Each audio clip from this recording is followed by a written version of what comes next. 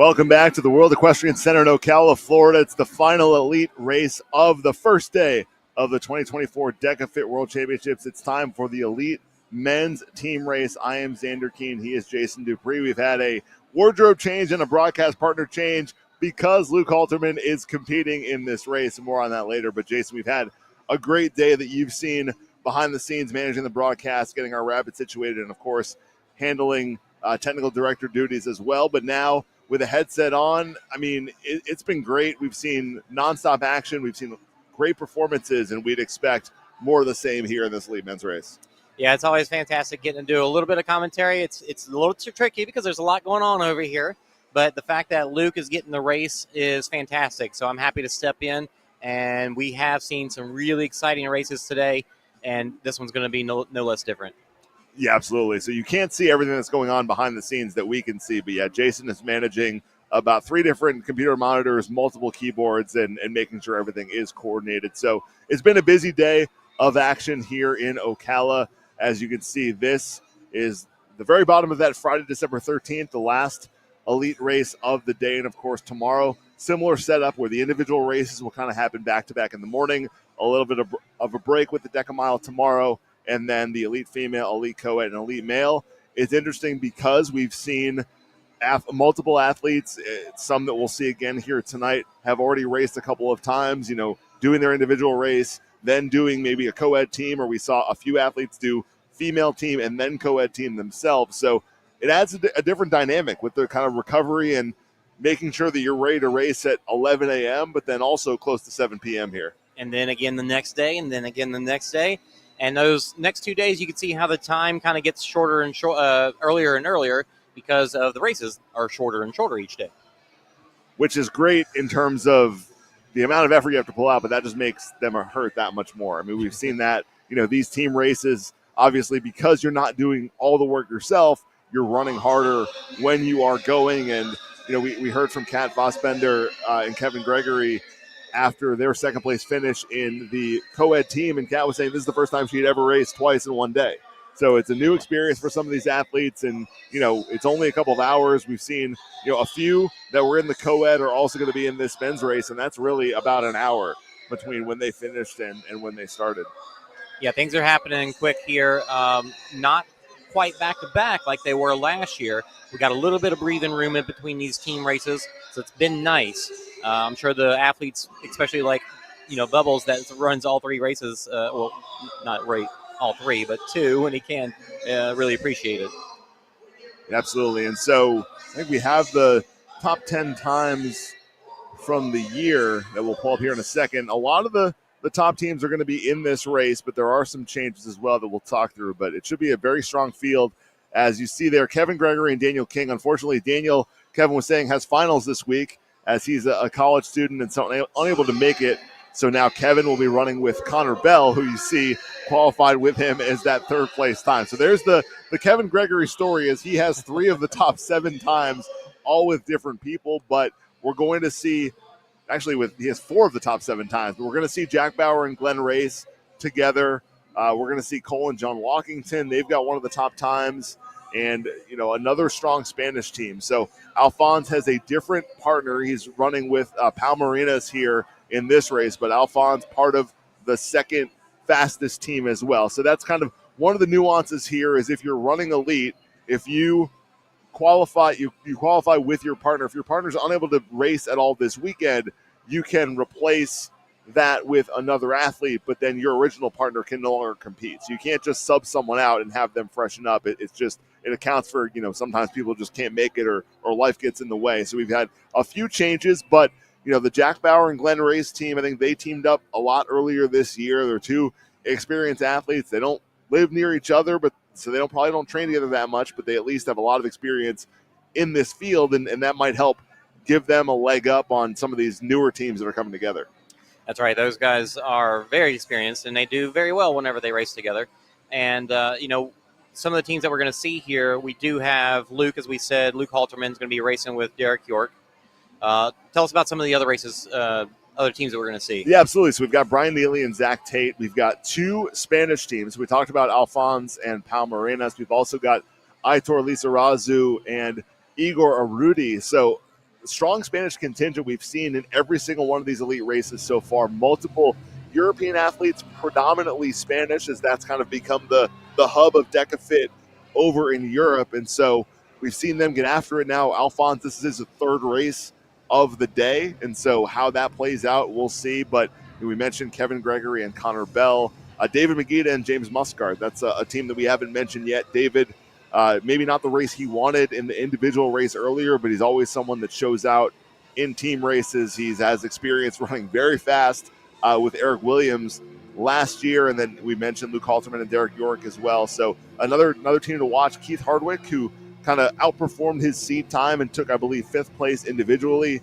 He'll be running with Andrew Kelly and some other athletes as well. So yeah, it's a pretty full field. I think we probably got more teams in this race than we had in either of the first two. And so with just that many more people on course, there's going to be, teams to work off. It's a little bit different compared to sort of the co-ed, where more often than not, the female athlete does the majority of the running, the male athlete does more of the stations. Here, you'd expect to be more balanced. You look at a team like Jack Bauer and Glenn Race, those are two guys who are great all-around competitors and not someone that you necessarily, neither of them are known as, assault bike specialists in the same way that Kevin Gregory is. So will they build a lead on the run and try and withstand that with then Bubbles doing his thing in 12 or 13 seconds?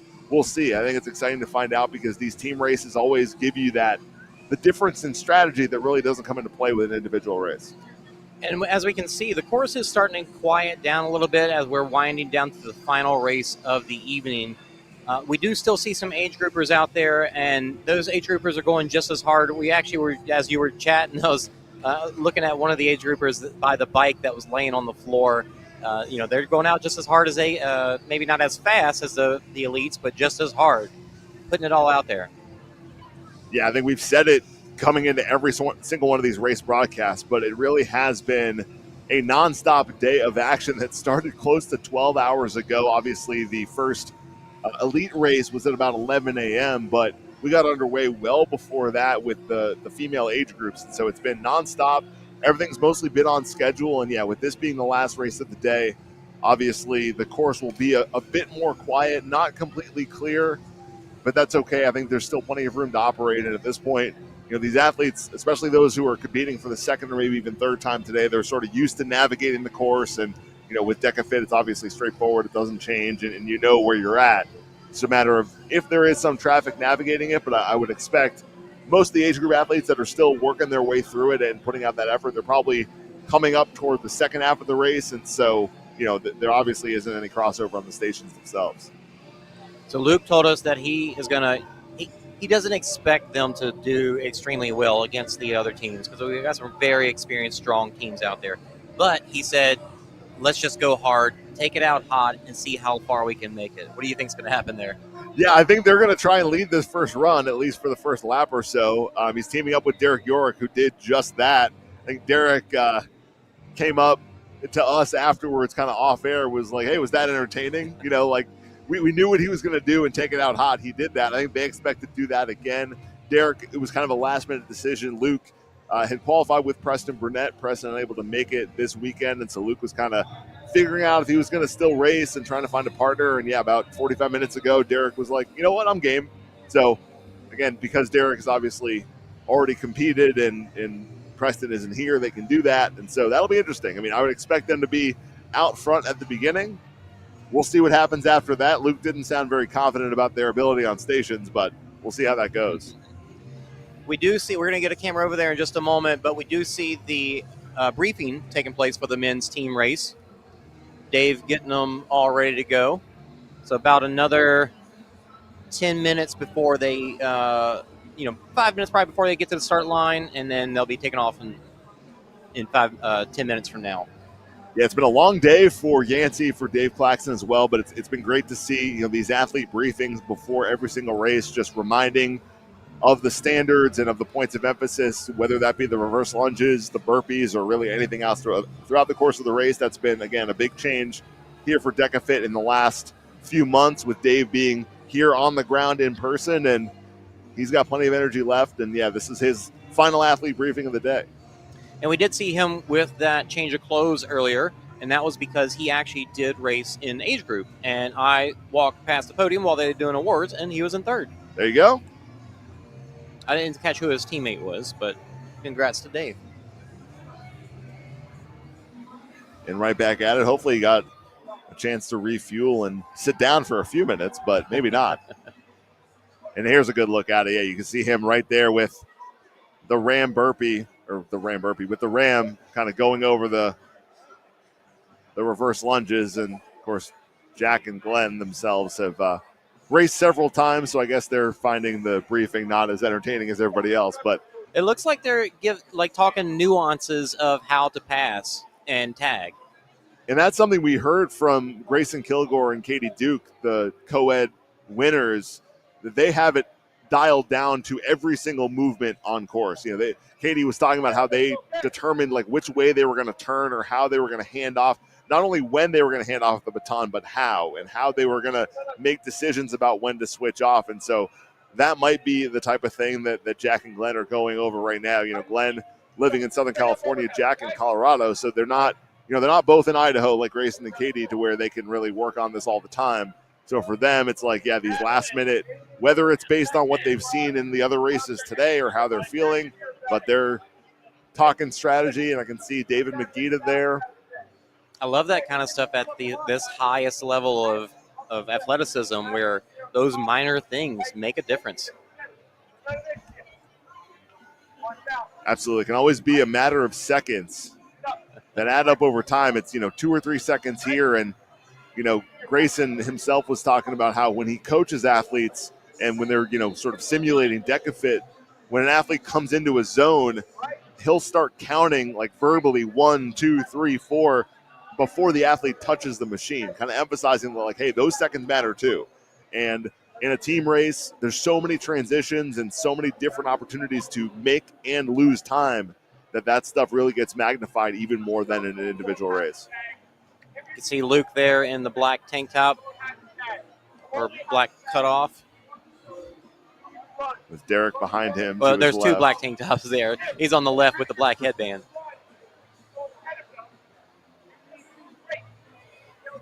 The last few key points there. You can see James Muscart and David Magida kind of across from where our camera is right now. Whoop. We've got a Rogue gimbal. There we go. Good job, Jacob. See, one athlete there in the back. Is that a team athlete going to race here with the hoodie on? He's right behind somebody now. But it is cool in here. It's not warm in here. And obviously, the athletes, they're coming in completely drenched with sweat.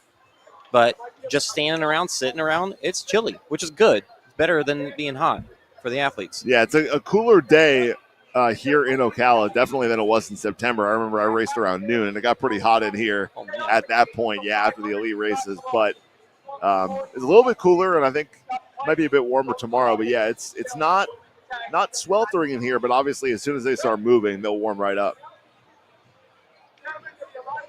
Yeah, no, I raced last weekend in upper 30s, definitely low 40s, and even still wearing a T-shirt. You still sweat. Oh, absolutely. You always think you need to dress warmer than you do, and then you get moving, and you're all right. Headed to the start line. So here we go. We're just a couple of moments away. They're going to start the athlete call-outs and final preparations here. You can see one gentleman there rolling out. He's not racing, but trying to make use of the recovery tools there in the warm-up area. He's probably got some work to put in tomorrow or later in the week. Getting some sprints in. How do you feel about those sprints? What is that? How does that help you? It's to get, you see that at road races and really anything where you don't want the pace of the start of the race to shock you, right? They've been warming up, sure, but they were just standing around for a couple of minutes listening to Dave not moving. And so all of a sudden, especially with this first run, you're going to be going out hot. It's prepping the body. You're not really building fatigue. Those strides are only, especially in here, 10 seconds at the most. But just kind of working yourself through the motion that you're about to do so that the pace that you're running doesn't surprise you. can hear our rabbits making a plan here. These guys, we had 4 rabbits earlier, and we've got 2 at the moment. We'll have more throughout the weekend, but these 2 guys, Mike Garcia and Jacob Snow, have been absolutely killing it. Yeah, they're putting in the work.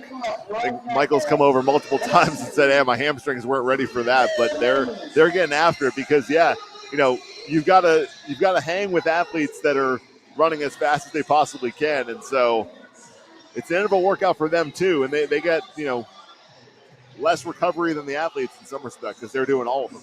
Chasing elites is like, especially in a course, even in OCR, chasing them from one obstacle to the next is like doing intervals. It's a good workout. Yeah, because their compromised run might be our top end, and so yeah, it becomes a little bit harder than you might otherwise think.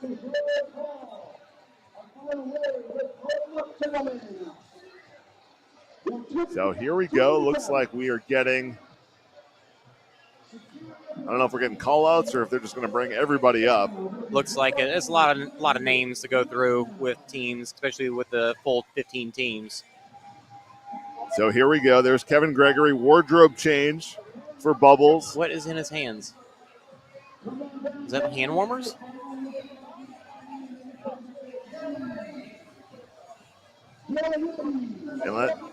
Unless it's the baton that he separated, I'm not exactly sure what's going on there. Yeah, those batons are the length of the whole 2 things he had. I don't know.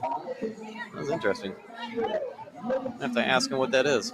So right up front, Paul Fitzpatrick and Paul Hoffman representing the National Guard competition team. Derek York as well, racing with Luke Halterman. You see Jack Bauer there in the white T-shirt. This is going to be a very crowded first 30 seconds or so of this race, that's for sure. It's a lot of dudes.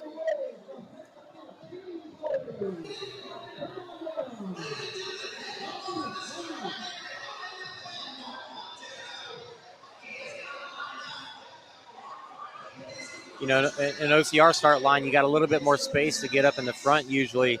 This is a lot tighter of a corral. And you'd like to think that it's been self-seeded to an extent that, the faster athletes are up front. But, I know Luke and Derek are going to take it out hot, and they're standing toward the back right now. So we'll see how this unfolds. Hopefully no one takes a tumble, but we'll see.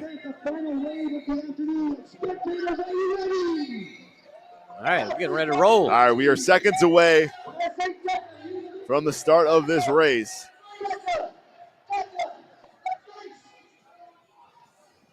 So here we go. They are underway here in this elite male teams. And right from the jump, it's coming out hot. Where's Luke at? He's right in the middle, right dead in the middle. They kind of had to slow down at that curve there. Yeah, there's very little separation here. As Paul and Paul, I think, are up front. And there they are. There's Derek and Luke coming around the right-hand side. So we're getting what they called is that they were going to take it out hot and see what happened.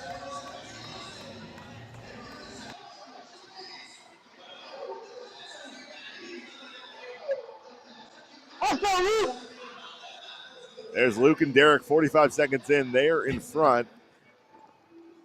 They had to make that pass on that straightaway, huh? Yeah, they found enough room to come around the outside, and they're laying it out. We'll see how long that lasts, but they're up front for sure.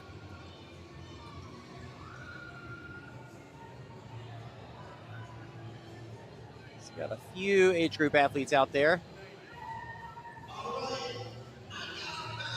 Luke's still up there. Getting a little bit of separation in the front. So here we go. Derek York, Luke Halterman in there first, and here comes the whole herd of everybody else. This is the hardest part, is finding which zone or which ram to grab, because everybody's in here at once. When they all roll in like that wave of people is amazing. Yeah, Kevin Gregory and Connor Bell, some of the last ones coming in, I think they're going to pace it the way that they want. Yeah, Luke and Derek are going to switch.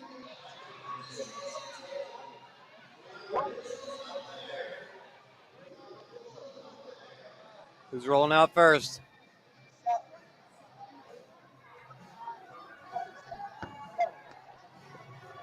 Whoa. We got 4 or 5 teams all coming out at the same time. I think Luke and Derek came out in second. Wow. Yeah, it's hard to tell. Like, that should be the order they crossed the mats, but it didn't really look like that. Yeah, I know Cole and John Walkington were definitely some of the first out. I think it'll start to sort itself out probably after the rower.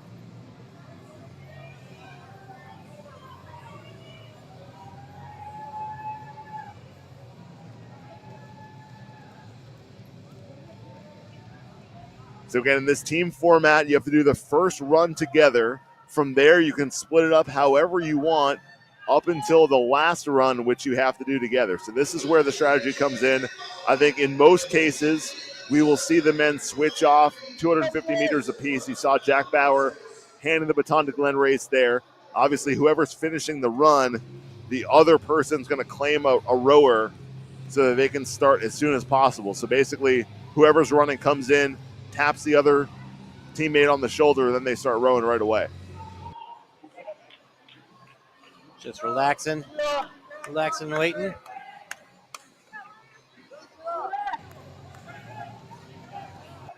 Oh, here they come. Here we go. There's a whole horde of guys coming in. Up front, Paul Fitzpatrick and Paul Hoffman. I think they were in about third place. You can see James Muscart there, Derek York behind him. This is zone 2, 500 meters of rowing. In the co-ed race, we saw the top 2 teams, Kevin Gregory and Grayson Kilgore, do all 500 meters themselves. A lot of the other teams switched off. We'll see what these male teams decide to do. Again, in a lot of cases, there's not really as polarized skill sets here. You know, a team like Jack and Glenn, they're probably going to share a lot of the work.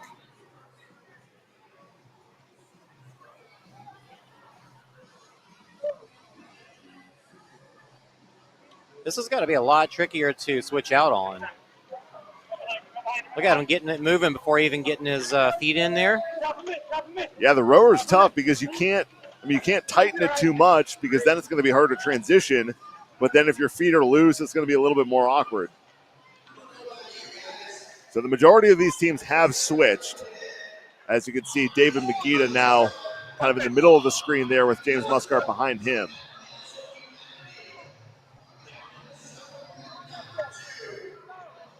This seems like the kind of race that's going to be bunched up for a while. In almost all of the other events, elite events throughout the day, there's starting to be separation by the time they get to, zone 2, zone 3. Whoa! But here we've got a whole horde of guys all coming out together. Holy cow. They're gone. And there comes like 3 or 4 more. Woo!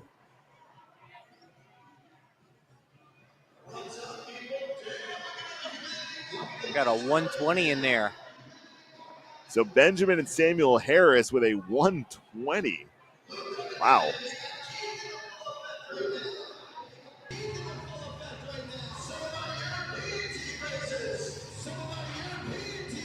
And Miguel Angel Ponton, someone who raced here in September.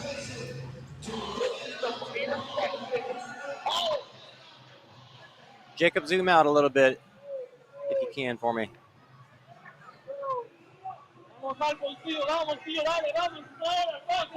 Jack Bauer handing it off to Glenn. Yep, Jack and Glenn trying to stay in there.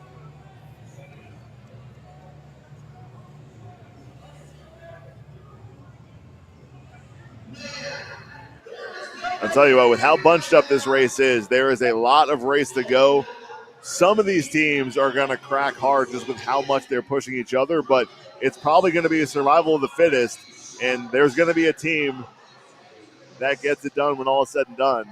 As, again, you see like 3 or 4 teams coming in, and now even more all at the same time. This is wild. Having to push through the guy, the teammates that are just there resting. Kevin's like, come on, I'm ready. And I wonder if a lot of these teams are pushing as hard as they can, knowing how much time Kevin is going to make up on the assault bike when it gets to that point. Ooh, we got a little bit of first place is out with a little bit of head start. Yeah, maybe a 2 or 3 second gap, and then it looked like second or third were right behind them.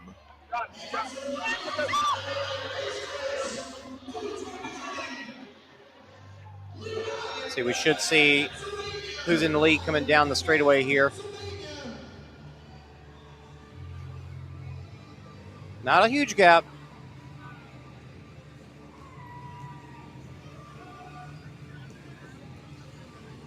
Yeah, decent gap, and then second or third are together. So Tyler John and Chris Rule, I believe that is the leading team right now. You see John and Cole Walkington, I believe, are in second, or one of the two teams in that second and third, along with David Magida and James Muscart.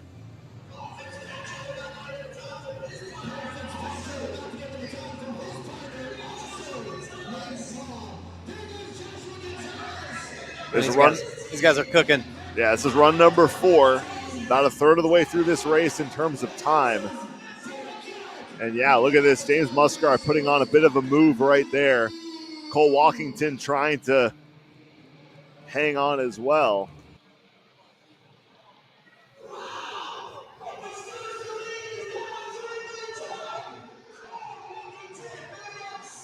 Three guys all in at the same time, just about.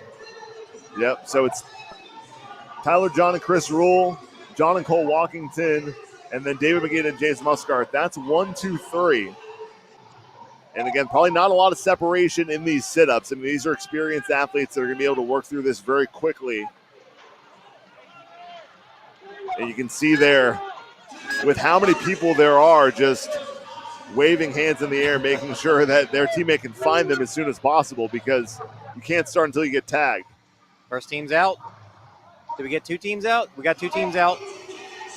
There's 3 and 4. And 4. And 5. Yeah, that was Miguel, came out, I believe, in 5th place.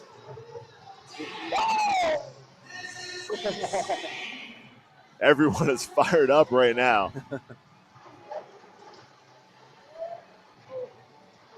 So Alphonse and Pau have, seems like, moved their way into 2nd place. Very fast on the med ball sit-ups. Look at that, 26 seconds.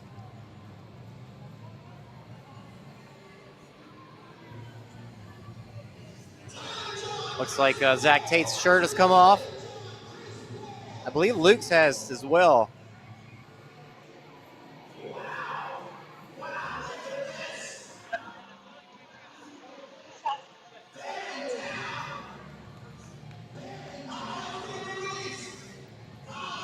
John Walkington, David Magida trying to pull back these top 2, and then we've got just 4 or 5 more teams coming in.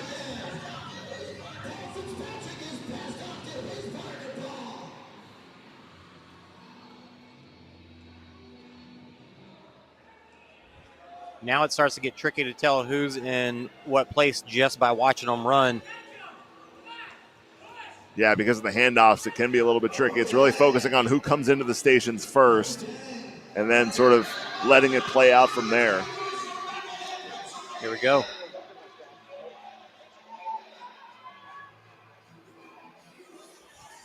Again, 5 or 6, maybe even 7 teams all more or less in at the same time. So those are the Walkingtons there with the matching heart rate monitors.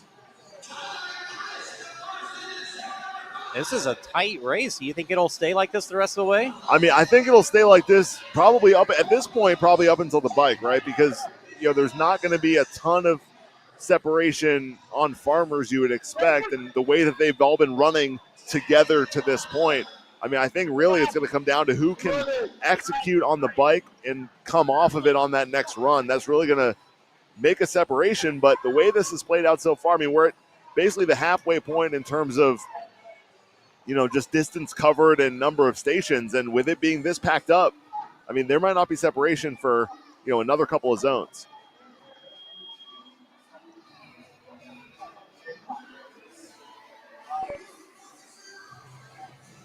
Is this obviously, I wouldn't say this is the easiest station to transition or to change out on, but maybe one of the easier ones.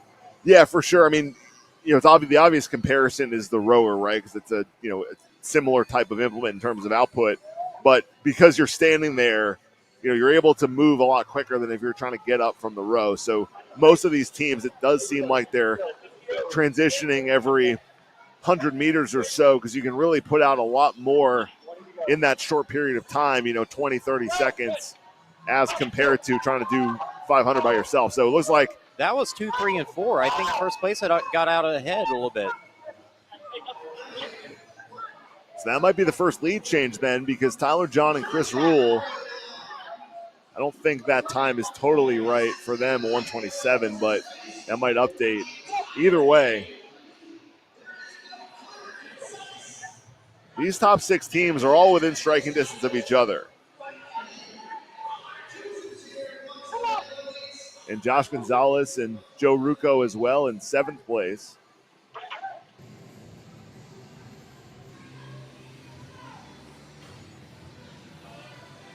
You see David Magida, I believe he's in 3rd there. That's really a line of 6 or 7 teams as they'll do their handoff 250 meters in. This is anybody's race at this point. It's fun to see.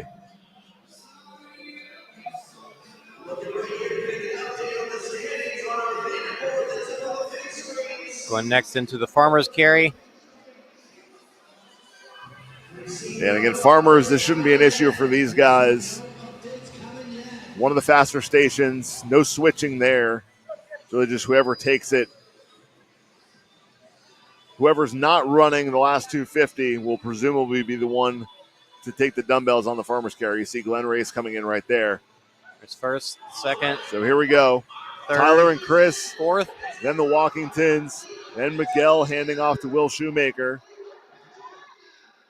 Trying to make a pass. Looks like Will does get around John Walkington. David Magida now coming up. So this is 1, 2, 3, 4. Wow, it's like a racetrack.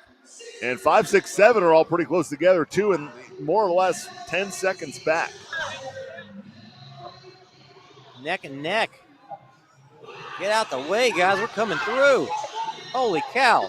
There we go. Oh, shoot. Wrong button. So I think Tyler and Chris still in first place, but Will Shoemaker with a nice move there as Miguel came out just steps behind the first place team.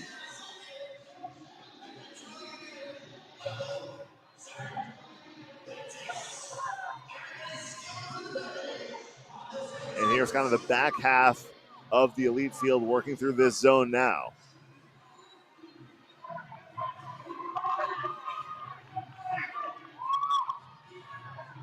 Yeah, it seems like we're having some good back and forth here, that's for sure.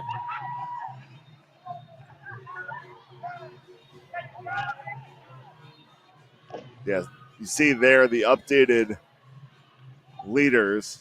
Again, Tyler John and Chris Rule currently leading. Will Shoemaker and Miguel Angel Sanchez Pontone in second. Keith Hardwick and Andrew Kelly, David Magida and James Muscard as well. So now you see that update. So, yeah, David and James are in third, I believe, right now.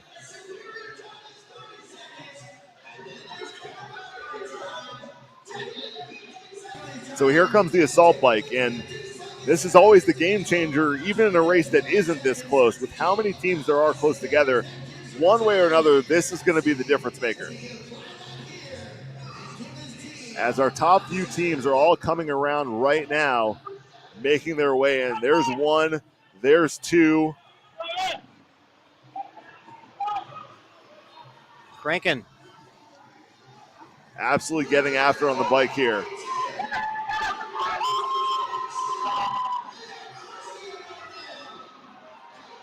You can see the athletes that aren't on the bike are just trying to do whatever they can to get some recovery, getting ready to run.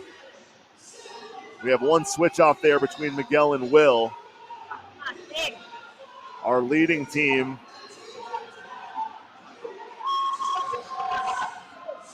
is doing the whole thing. And that may prove costly as it looks like a couple of teams are out already. So here we've seen the bike be a game changer as this team, Tyler and Chris, had been pretty much in the lead all the way, but it seems like they have lost several positions here with one athlete doing the entire bike. The teams that switched off really seem to have an advantage here. And now in comes Connor Bell, and there goes Bubbles. So here's a look at Kevin Gregory doing his thing.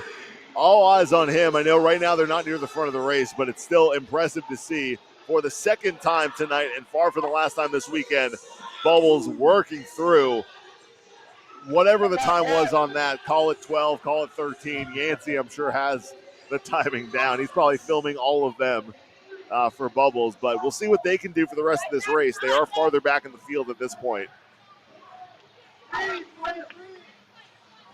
And how about that? The Walkingtons looked like able to come out in first. Glenn finishes up. Jack now back out on the run. Kevin Gregory and Connor Bell, 18 seconds, mat to mat.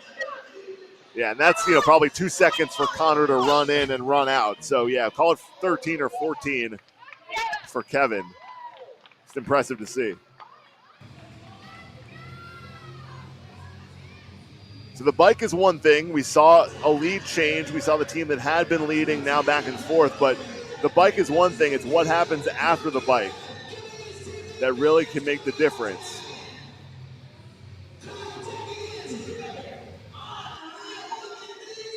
Oh, already into the mid balls. Dead balls. So it looks like the Walkingtons are in. I don't think they came in first, though. I think over on the side. Yep. Yeah, David and James Muscart, I think they might have been in first. We'll see who comes out.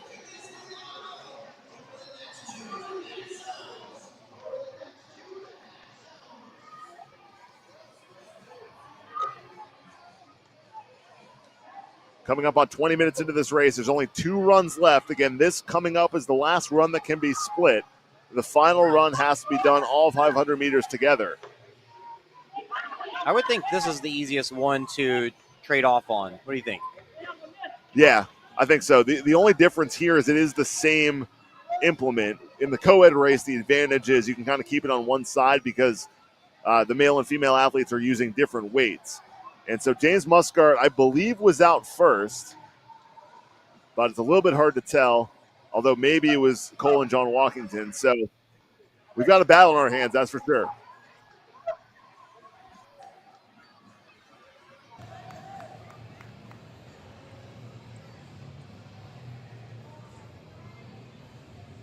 There's John Walkington trying to catch up.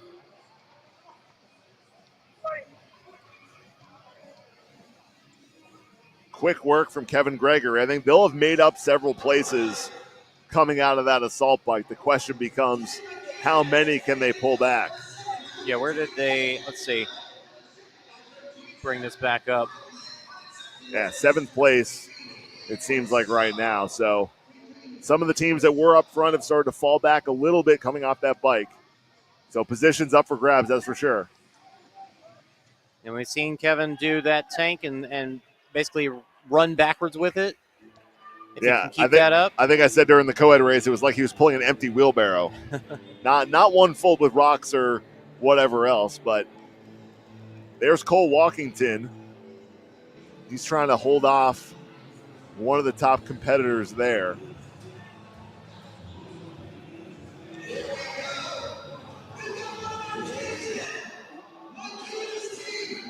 One, 2, and 3. So I think David Magida and James Muscart right now in front. And this is a team version of a David Magida specialty. They weren't necessarily at the front right from the beginning, but they've worked their way through this race, made a bit of a move on the bike like he did with Eric Williams, switching off and kind of making the impact there, but still a lot of race to go. This push and pull. We've got 5 or 6 teams. They might not all be on the same length, but they're all in the zone together. And I think this is maybe only the 2nd or 3rd pull for David and James. At least 3 teams that came in back to back. Yeah, so I believe this is the 3rd down and back for these lead teams, as I think James Muscart did the first two. David Magida doing this one. We'll see if they trade off from there. Again, the difference here is you can't, it's not like one person gets to recover and then run because you both have to run. So it's switching off to an extent. Now David's going to do another push and pull. This is number 4, I believe, for them.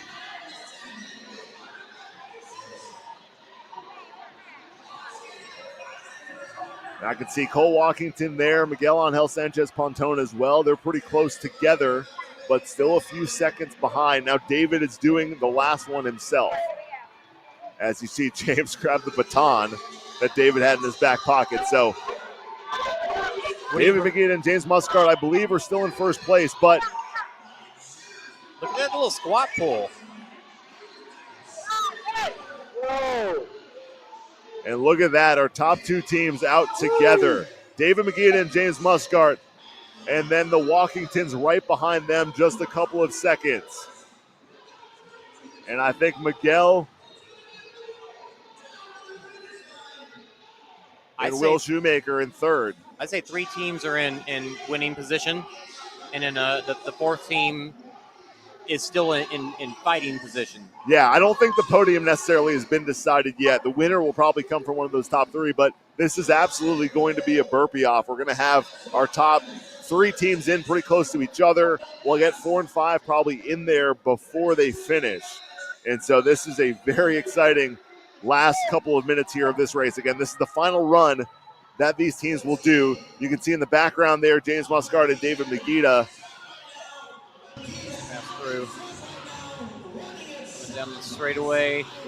Their second lap, I believe. Yep, so they're working their way around now. It's a lead, but not a decisive one. Call it maybe 6 or 7 seconds.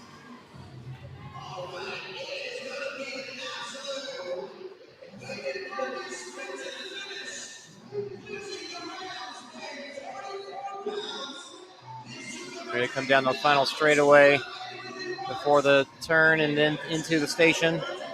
Yep, so here we go. They'll pass zone 2, then pass zone 1, then get to zone 10. So James Muscart and David Magida, they saved something for this last run. They'll come in first, so here we go. James Muscart will grab the ram first and start knocking out these burpees. But Palmerinas and Alphonse de Ruiz right behind them. And here comes Cole and John Walkington as well. Our top 3 teams all next to each other. It's a couple burpee lead for David and James, but nothing has been decided yet.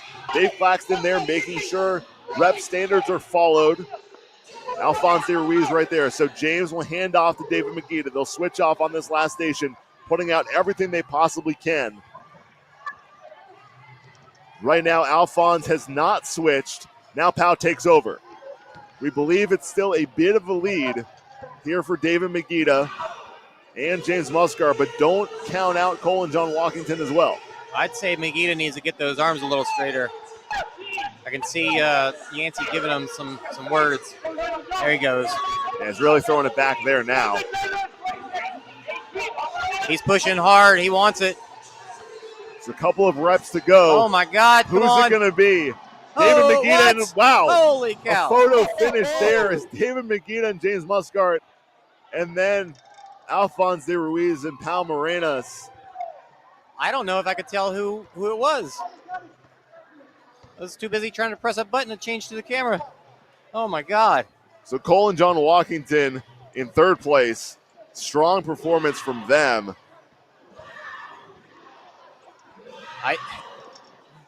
I'm not going to say this is the – I'll save it. I'll save it.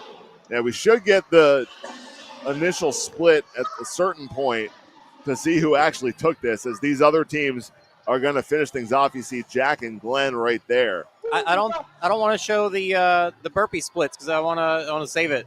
Save it for the final result. Yeah. Totally understandable. So our kind of the back half of the top 10 here now. I mean, this was an incredible race. This is really a different feel than anything else we had so far today, right? Where a lot of these other races, kind of the top team, by the time the bike happened, had either the individual athlete or the top team, it started to separate. And here, though, that didn't happen. It was back and forth all race long. We had teams in front fade a little bit. We had back and forth. We had Powell and Alphonse kind of come out of nowhere in terms of working their way up. Kind of a very similar race strategy to what David and James did. They didn't push the pace early. They just stuck in it and kind of cranked the pace down later on. Let's see if we can see who it was. I'm going to put this race clock up real quick.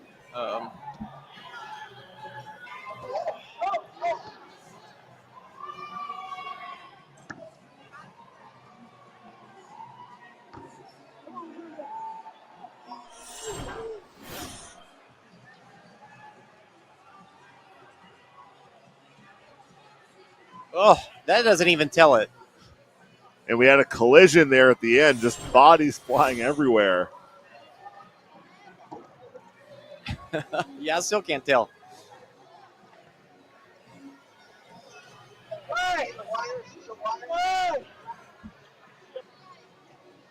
This is not the first time we've seen a diving finish like that in a DEKA fit, but for it being a team race, wow. So it looks like right now this definitely had to do with who had the baton. Where was the baton when both teams crossed the line? I definitely couldn't tell. It makes you wonder if they were paying attention. Obviously, things were happening so fast, but that's the kind of thing that makes a difference. Yeah. And it almost looked like, I think with Alphonse and Powell, I think they were first and fourth kind of diving, and then James and David might have been second and third. Who knows? But just we have the splits, or we have the final times, I should say. All right, you ready for it? And yeah, we can throw it up there. So it looks like, based on the timing mats, Alphonse Ruiz and Pauna Santa Marina's 1 second victory over David Magida and James Muscart with the burpee off 25:47 to 25:48, with the Walkingtons just 9 seconds behind them in third place. 14 seconds faster on their burpees than Magida and Muscart. And that made the difference. And it didn't seem like David and James were really they were moving well, but oh, yeah. Yeah, I mean, Alphonse and Pau just got it done, and, both of them had raced earlier. Do they give any, visual sign when they give a no rep? For us, what did y'all see earlier? Well, I mean, Dave very clearly, when he no-repped AJ Golick, it was, kind of like the universal signal for no. Because I know Yancey was giving a lot of words to Magida, but I didn't see any no reps as far as I could tell. Yeah, it didn't seem like it. I mean, I think you called it out where David, it looked like didn't have a full extension or was kind of on the line, but then seemed to correct. So they might have said something during that. And this is unofficial. The race just finished, but it's still just what the timing mats say. We'll see whenever they do the awards what the official is, but this is what we're seeing for now. And with it being so close, we can only leave it at that for the moment.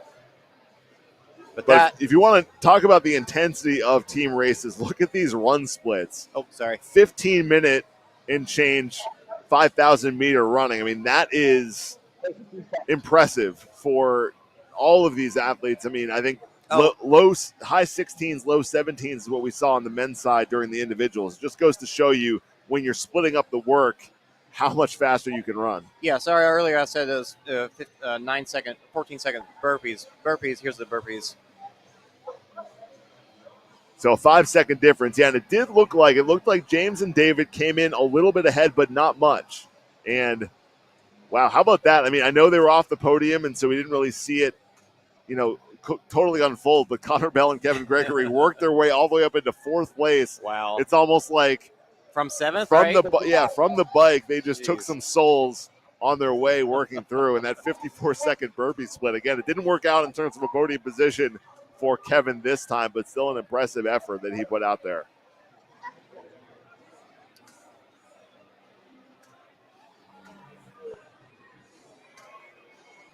All right, I'm going to go try and find us some athletes to interview, and I'll leave that to you. And while y'all are talking, I'll get the instant replays ready.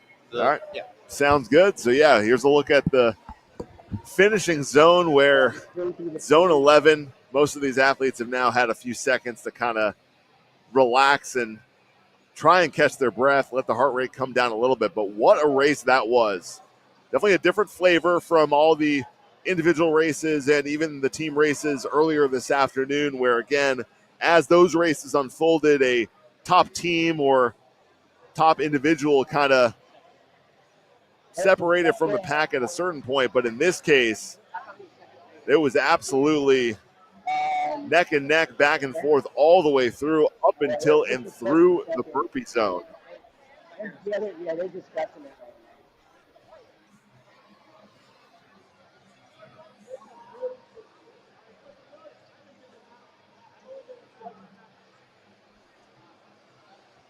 Strong times all the way through. It looks like the top 8 teams were all under 27 minutes. In fact, all under 26:40.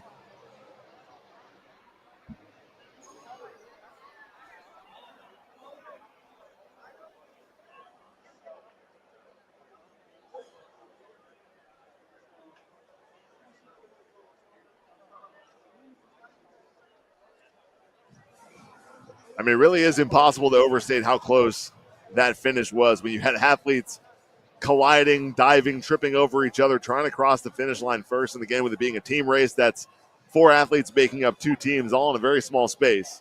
And so again, right now, the timing mat's indicating that Alphonse de Ruiz and Pound Santa Marinas, your elite male world champions, with a time of 25:47, and David Magida and James Muscart 25:48 in second place, and the Walkingtons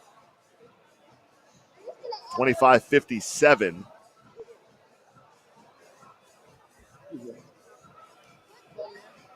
Further down the list, we had Connor Bell and Kevin Gregory working their way back up through the field later on. 26:19 for them. Keith Hardwick and Andrew Kelly. I think that's the second, 5th place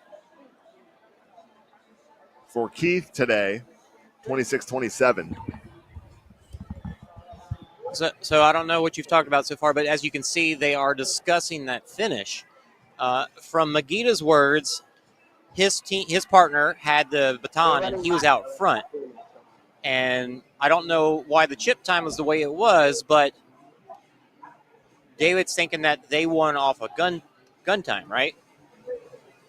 So I think they're discussing it right now. I think Magida got maybe knocked down at the end there because they were all bunched together. And it was hard to tell because our rabbit was behind, so it was, it almost would have been better if we somehow had a camera inside the finish line, kind of like, the end zone pylon cam in football, because then you could really see kind of who comes across. Like, did they break the plane? That's almost like what you would need to really see how it unfolded. It's all happening so fast that, that's what they're discussing here. I can see Dave has got the rule book out with Yancey as they try and figure this out. And how does it work? The chip is on the baton, but is it both members have to cross? I'm not entirely sure. Yeah, I think that seems to be the discussion at this point. Because if Magida got hit from behind, then that would mean that the other teammate was behind him.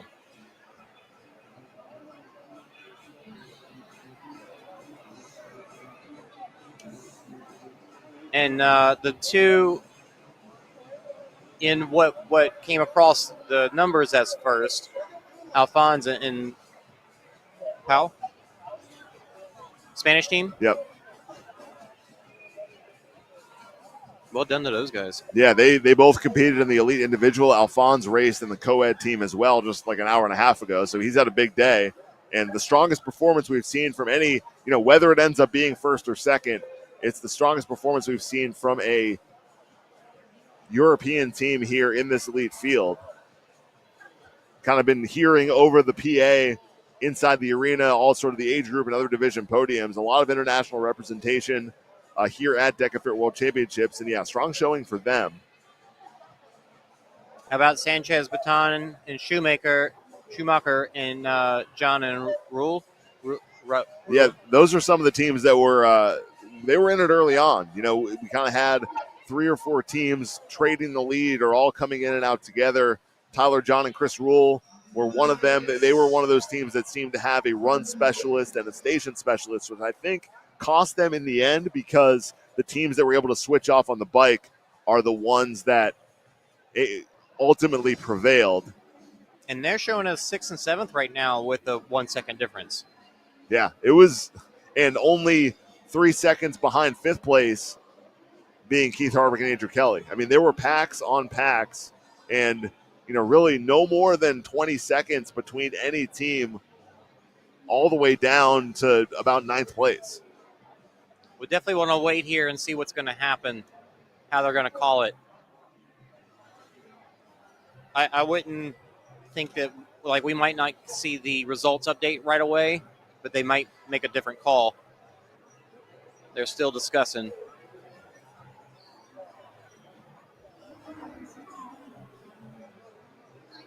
Yeah, you can see the discussion there happening between Dave Claxton's there, Yancey's there. There's some other DEKA Fit staff members as well, trying to make sure that they get this right on the ground before they declare anything.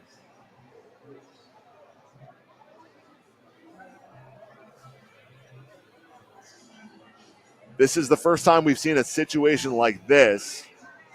Oh, my. Okay. We're going to watch this.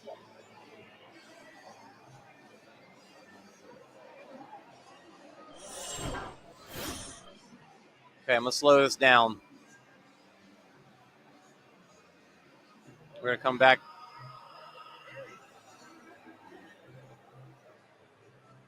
So you can see there, Powell finished his last burpee just before David, but then David closer. And then you can see. And then David gets taken out. If David gets taken down, I think a staff member there went down as well. So, yeah. So what unfolded, it's what I had thought I saw originally, where of those 4 athletes, Alphonse was in first because he wasn't doing the burpees and his teammate finished. Then David and James were, quote unquote, in second and third. And then Powell was the 4th athlete. It ended up, I guess he must have been moving faster and, pushed or ran into David from the back. And there was contact as they were going across the line. So it's. Yeah, he was definitely behind him. So right now we're not sure if it's the contact that's being discussed, if it's just the placement and where they were, but that's how that unfolded. So it's good to have that slow motion look because we can actually see sort of how that transpired. Because again, you can see that Powell is finishing his burpee, Alphonse standing behind, understanding that he's ready to make that move to the finish line as soon as his teammate finishes. Yeah, really had to slow that one down a lot to be able to catch it. It's just happening so fast and bodies moving everywhere that it was hard to tell even at first who got knocked over. And I think it was one of the staff members at the finish line that got taken out, as David got pushed from behind. And then they all fell on top of him. I think everyone except Alphonse, who was the first one across, he was free and clear. And, yeah, there were just bodies everywhere after that.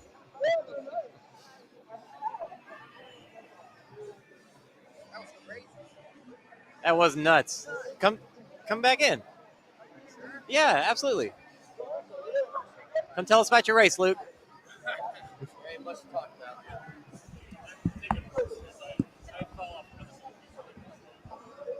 So we now have Luke Halterman fresh off the race course back in. Well, fresh and dead. You guys said you were going to take it out hot. Took about a lap, did. And then finally you guys went in front briefly. So yeah, that was delivered on that front. Yeah, I knew doing that with Derek was going to be the goal. We made it a mission to do so. Of course, my tachycardia took over with my recent heart condition. That was fun. And the goal mainly after that was just don't die, don't have a heart attack in front of the wife, and have the kids watch that at home. So, Yes, but I'm fine, and the goal was to finish the race, and so we just jogged it out and finished. But it is what it is. It was a last-minute decision for both of us. So yeah, absolutely. Just glad for finish. Okay, I saw it over the big screen as I was jogging there at the end. So from what we could tell, basically, want to David, take a look at it again? Yeah, we can take a look. David and James came in first. Okay. Powell and Alphonse caught up to them. They were maybe 2 or 3 burpees down. Sure. They finished at more or less the same time. So here's a look here. So we'll see Powell Marinas kind of in the second row. Right. He ends up finishing a split second before David. So he sets the ram down. Then David does. Now as they come across, Alphonse is the first guy across. Powell coming from behind ends up running into David there and then just bodies.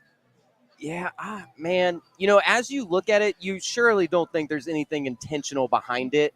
No. And I'm sure they're malicious as well, should I say. But, man, the more you watch it, the more it does look like he just pushed them out of the way. And we're not, right now, we're sitting here in the broadcast booth, 25 yards away from this discussion. So right now we're not sure if they're talking about the push itself or just the positioning. Sure. Because Alphonse, of the 4 guys there, Alphonse was in first, then David and James were together, and then Powell was behind. So I guess is the goal both teammates must be cross finish line or the one with the baton? That's the question because, based on chip time, it was 1 second Powell and Alphonse ahead by 1 second. So it would make sense that it would be both people have to cross the finish, right? Absolutely, or else one would just, of course, sprint whenever they got the baton, right? Yeah. Absolutely. Yeah. Oh man, yeah. I think Powell just got caught in the moment and just put his arm out for safety purposes. But I mean, you're running. Just that quick little bit could be like a 5-minute surge, right? And especially because they were further back. They were 1 row back, so you're coming around. Well, and maybe got caught off guard with them all moving at the same exact time. I mean, it was. I'm not sure how much of it you could see from being in it, but. This is a very back and forth race. You had 6-7 teams. Just focusing on that blacking out. So I do have a question, though. What was our first lap split? I don't know if we have that, but okay. I'll watch afterwards. It's all good. It's all good. Man, well, I'm glad Megiddo did not respond in a bad manner to that, of course. Or at least I didn't see anything. There wasn't no confrontation at the end, was there? I don't believe so. No. Okay, good.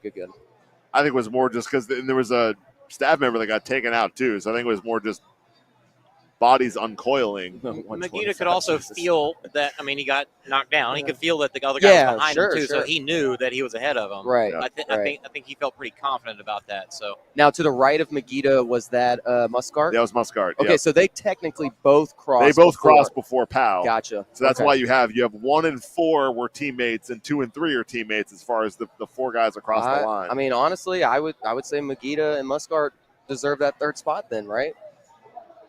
Who won? No, that's for the win. Oh, that was for the win. Yeah. Oh, that's even more exciting. Oh man, no wonder this is a big discussion. Yeah.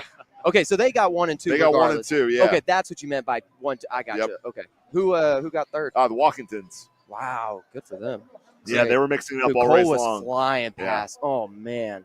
The first couple runs, I felt like me and Derek kind of held our own a little bit, but man, once I started dying off and stuff, I could just feel the wind pass me whenever some of the runners were going by. Yeah, they were hammering. Man, I wish I would have been able to keep up in it, but it was fun nonetheless. Y'all's first run was 125. Stupid.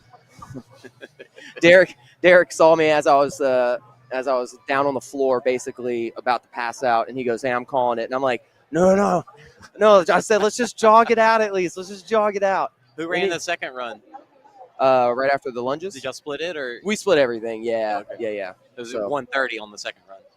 Yeah, like I said, we held our run or settled our own for the most part in the first 3 runs. Yeah, all the way through after the air bike, and then after the dead ball wallovers. That's when you slid. It was right before the med ball setup when my pace slowed up. Yeah, I couldn't maintain a 40-second split anymore at that point. And I told Derek too. I said, "Listen, if you take the whole 500, that'd be great." But I don't think he heard me. But it's okay. Just kept passing it off. Yeah, 130 would be 15 flat 5K. So you guys went out at 14, 15 pace. Casual. And I'll be honest, it felt fine. Yeah. It really did. It just, man, a lack of feeling throughout the day. You and I have been sitting here all day commentating. Yep, absolutely. I didn't eat properly. Hell, my cardiologist told me to lay off the caffeine. I didn't listen to him, and I never have.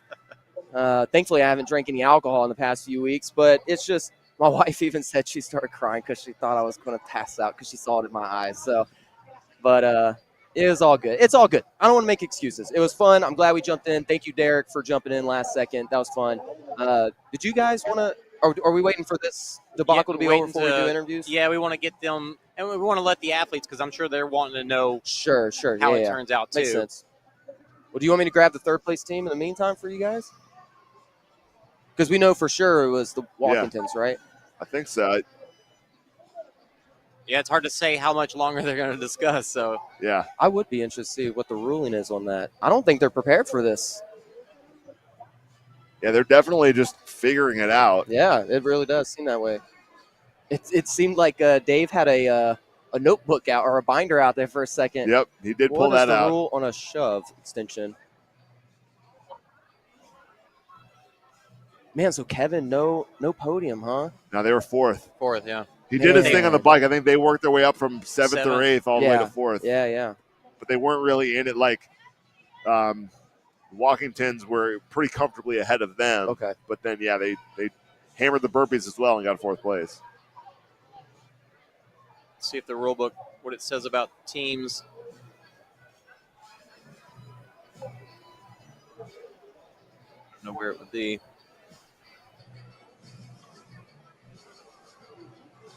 Something specific in there about teams. This is all the fit stuff, but it's all about the zones. Yeah, I doubt you there's any rule on that. I don't think they're ever prepared for a situation like that. Yeah, where it's, I mean, we've seen other races where there's diving across the line, but that's individual. And so then that Here we go. Maybe. What? 3.5 minutes till podium awards. I thought he was going to announce it. Well, I guess for the other teams, yeah.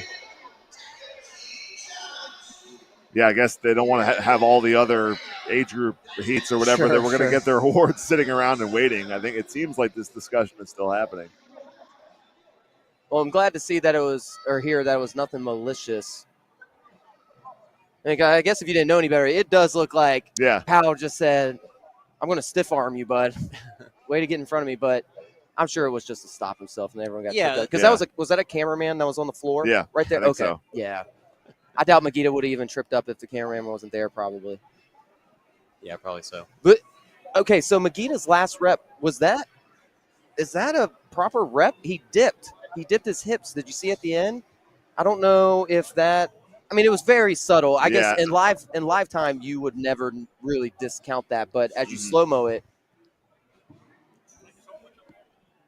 Absolutely. Of course. That's right. He was fast, too. He told me to get out of his way when I was making a corner turn. It was hilarious. I said, yes, sir, and I moved.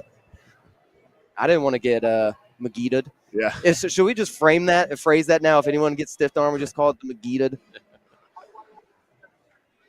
As the recipient, not the not the committer.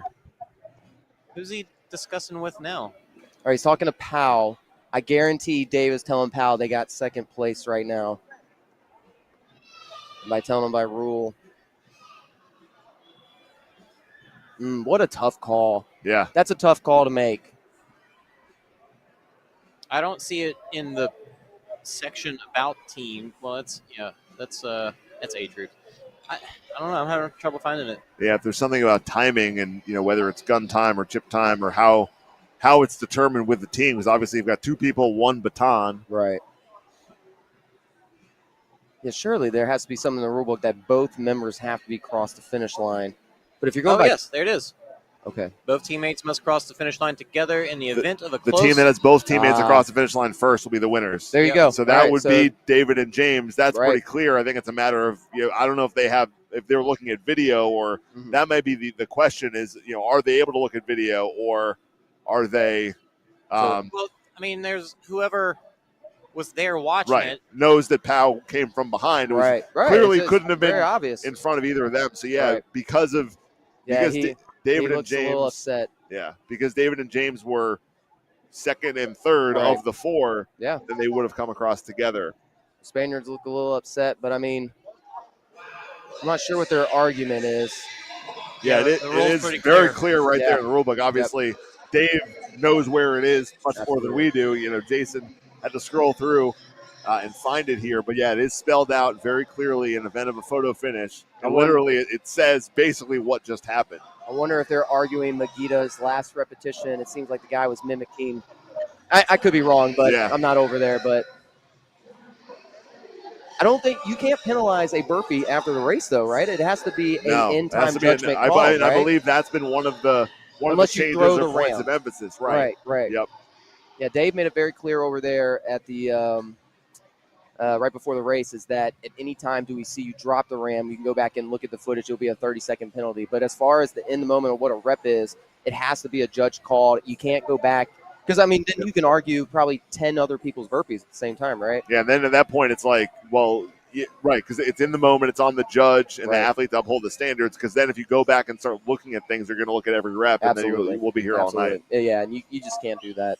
And we saw Dave himself no rep AJ Golick in the co-ed race, so that's been implemented. But yeah, and Jason even said, I think earlier, "Ooh, I don't know about that one." Like one of the reps that David was doing. Yeah, we saw Yancey giving words to David a few times, so it's hard. I didn't see him do anything specifically that said it was a no rep, but he was definitely letting him know to correct his posture. Yeah, Derek got corrected on one of his reverse lunges. Dave came over and told him to stand up a little bit more. It is just who your judge is, whether they call it or not. But the rule does state, like you guys read it. I think this is Magida and Muscart's. Which would this be Magida's first DEKA Fit World title? They've updated the timing. Oh yeah, there it is. Yep. Yeah. So now the official time. So David and James have the same time, and now Alphonse and Powell 1 second back, and I think that speaks to needing both teammates across the line. Right. I think that's the right call. I do. It is. It's spelled out there in the rules. Yeah. And now you see James Muscart over there talking to Powell about that. Wow, look at those 5K splits. Yeah, they were hammering. Everybody was hammering. The teams that finished 6th and 7th were in the top 3 up until the bike, and then the bike kind of changed the game a little bit. Man, yeah, Derek and I had it there for the first 3. Did Magida step away to get out of that conversation? Because I know he felt pretty confident about how it ended. Yeah, I think so. I didn't see where he went. I think it's smart to walk away, and I think Muscart walking away too. The Spaniards clearly knew they would maybe get the second place in this, so they're speaking their case. But yeah, I think there's James now back talking to Powell about it. Oh, he's Canadian. I thought he's British. Did he sound British? Maybe he sounds British when he's telling you to get out of the way. No, well, it sounded American when he said get out of the way. He didn't necessarily say get out of the way, but he said move or on your left, something like that. It was, I don't know. I heard ludicrous when I was in his way, so I definitely moved. All right, I'm going to go look for Magida, and I'm going to let you guys talk through the replay. Cool. Tanner, I'll let you have that one. Right. Oh, there's Magida right there. Sounds good. Yeah, so this race was crazy. It was from the gun, everybody. We didn't see Luke and Derek taking the lead at one point, but there you guys are. All right. Yeah, see, there's Dave telling Derek to step up or stand up a little higher. Yeah, we saw this was the entirety of the race, really, just guys coming in and out of zones at the same time. Yeah, clustered all the way through, really, up until even coming out of the bike, the top 3 were all pretty close together, but there were 5, 6, 7 teams all within easily 10 seconds of each other. It was to the point where guys had their hands in the air waving to let their teammates know where they were at. I'll be honest. In the few times that I've done DEKA Fit teams, we've always ran great times. And when me and Preston, I believe, did 27 or whatever when we qualified, me and him were the only one really racing at the time. So he was always in that first position. It was very easy to find him. But in this, of course, when I started dying off towards the back end, anytime I went in the station, Derek was – and Derek's not necessarily the tallest guy. So it's like I had to see him wave up. It was different, and I had to body my way over to him. So different ball game when you're in the back end. So battling for position does matter. And this was the station that changed the game because this team had been leading. They had one athlete do the entire bike. Who is that? The guy I'm not sure which. It's Tyler John and Chris Rule is the team. He was flying. Yeah, they were flying. They were definitely one of those run specialists and station specialists. And, you could see a pretty sizable lead, 2 or 3 reps. Powell and Alphonse. Alphonse, they hammered I think they were about 5 seconds faster on the burpees. Wow. And then here, of course, is the end of the race. And crazy. The part, and you could see there that, Dave Claxton turned and at least saw it happen. Right. I think that helps, right? Because he witnessed it. He probably had a better view than anybody here. I'll be honest. I guarantee if we did not have video review on that, I wonder, just based off the chip time, when it had Powell and Alphonse in first, right? Because Because was Alphonse had first, the baton, and he was first across the line. where Yeah, it would have been he say it, she say it, right? So I mean, it's like they would have taken this victory if the cameraman did not turn and watch that. absolutely. All right, yeah, I think it's safe to say James and Megita. No, I'm sorry, Megita won with Eric last year, a couple world titles and teams. So, House. Oh, he sees himself up on the screen. Never mind. Still celebrating. Yeah. Maybe not. Maybe I not thought first, maybe but yeah, maybe right. I thought he heard he got first or something. I love it. And you see the Spanish contingent there. Great performances. I mean, we've seen them show up in every single something race. Else. They really and are. Yeah, in the team races as well. I believe they were right there up front with Derek and I. And anytime Derek told me at the very beginning, listen, we're going to be the first team in, and I'm like, listen, I'm there for you. The one team for sure he wanted to beat was Paul Fitzpatrick and Paul Hoffman because fellow Army National Guard guys. He goes, with the only two that can't beat me. And I was like, you got it, man. Let's go. But I believe the Spanish guys were right behind us. And anytime they caught up, Derek surged. And, man, I'll be honest. I've raced Derek a couple times, never been neck to neck with him. Derek has got some wheels on him, man. That if there was a pure 5K race, I think Derek takes the victory almost every time. I think it's safe to say he's one of the fastest 5K runners out of everyone here. Well, I'll be excited to watch at least what occurred because all I saw was a bunch of people gathered around as I was jogging into the station. So, you're like, what's everyone talking about here? Yeah, what's going on over here? I think I'll join in just for 15 seconds.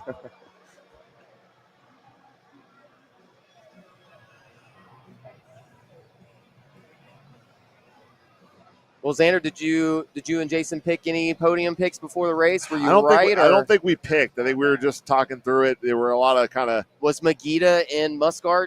Yeah. In your range of who you so. thought? Okay. I think so for sure. Yeah.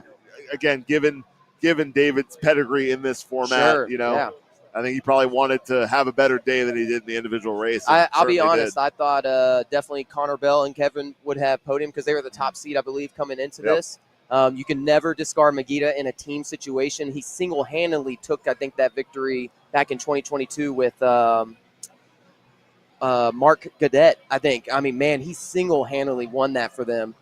Glenn Reyes and Jack Bauer, I'm surprised they make podium. But to be honest, I mean, I thought the team that was going to win was Derek and Luke Halterman. I mean, they're just a fantastic team. Wire to wire, Lauren Week style. They were technically in first place. We could have ended it after the first round. There was an official split with you guys in first place. Absolutely. That's all I'm going to freeze frame and just take that in. No. Well, it was hard to pick because, we looked at the top 10 times coming in, and Kevin Gregory was on half of them. Right, with all different teammates. That's very true. Colin Steefer, Connor Bell, etc. No, it wasn't a while until Connor Bell and Kevin made their move even past myself when I was dying. So, there was already a good four or five teams ahead. I'm not surprised to see the Walkington brothers, though, do well. That they are a strong combo.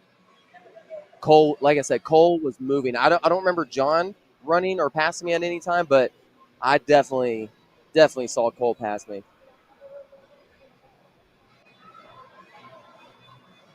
Yeah, regardless of who it was, I mean, with the majority of these teams, I didn't run 250, 250. The guys are just absolutely hammering the entire time. Yeah, man, and those Spaniards are fast.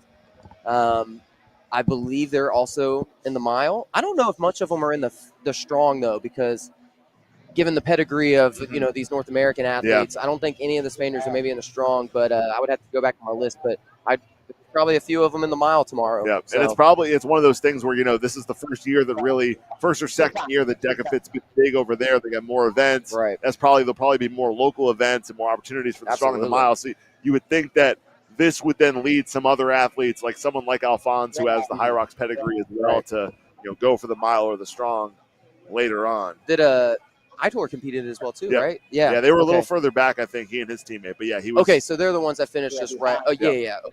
Yeah, it was, yeah. I think Jason is going over to figure out the situation here.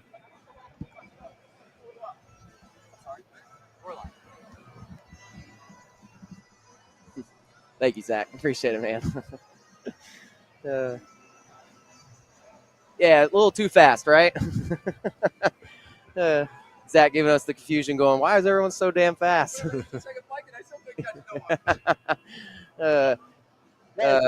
Yeah, Zach Gates' team as today, I believe, with Brian Neely. Yep. Maybe not one of the top teams coming in, but tomorrow, him and Kevin for the DEKA Mile. I absolutely. really wish me and Caleb were competing against them tomorrow. Their goal is what he told me, to break sub 14.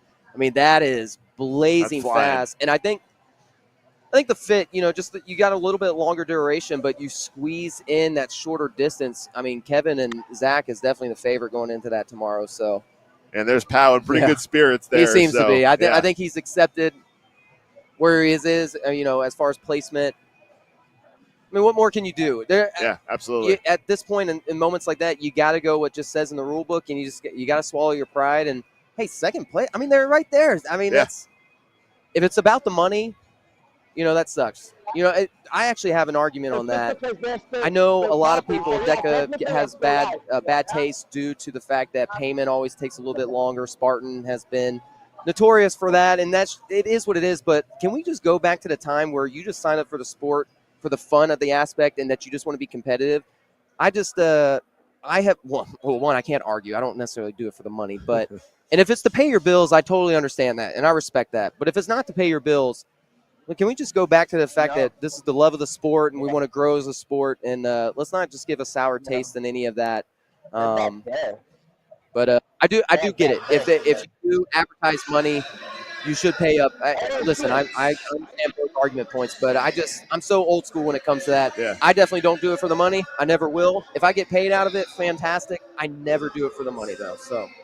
Yeah, and even after the co-ed team, when I was talking to Grayson Kilgore and Katie Duke, Grayson said, as a lifelong athlete, he doesn't really care if the world is watching or not. He just loves to compete. I love it. And that's what they're here for. Obviously, winning world championships, and that comes with recognition and a little bit of prize money as well. That's part of it. But, yeah, I think in most cases, I think fortunately the sport has started to grow to the point where, athletes are maybe not being an athlete is their sole job, but using it as a platform for coaching and for other ways of supporting themselves and really making it their lifestyle and career, which is great. Absolutely. Someone like Grayson out there in Idaho doing that is good to see. Yeah, I don't think you can't really make a career with this sport with payment. Even between this and High Rocks, Lauren Weeks is probably the one argument that we can make for that. I just don't think you can make it a career unless you live a very, very quiet lifestyle. But I don't think they necessarily did it for the sake of the We got the full-on wardrobe change. Jason and I in the polos, you in your DEKA gear as well. So it's looking like we might not get them in the booth as they're about to do the awards, and I think they're going to do the elite awards first. Gotcha. Okay. So we just send off? Or? So, yeah, because we could sit here and wait, and they might have a few minutes after, but all right. Well, at least I think you got the interview of the last place, so we're good. Well, at least I think we, it was good to stay on and kind of let it all sort itself out and figure that out. But which I think is awesome. I'm glad they got it sorted out. I'm glad they stuck to the rule book. They didn't play the sympathy card for anybody. Just if Powell in fact was upset on that, but it is what it is. And congrats to Megiddo and Muscart for the win, right? Yeah. It seems like, at least for what we can tell, Powell is in pretty good spirits. Now, 15 absolutely. minutes later or whatever. Right. So. Yeah, I mean, hey, what a first day. Yes, a amazing lot of great. Day. Started with a world record for Lauren Weeks. Yep. Ended with the closest finish of the day so far. So we'll be right back at it tomorrow. Yes. We'll be on the air at 10:30. I think 10:50, the official start time for the Elite Female DEKA Mile. We'll see you then right here on the OCR Report YouTube channel. Thanks for watching, guys.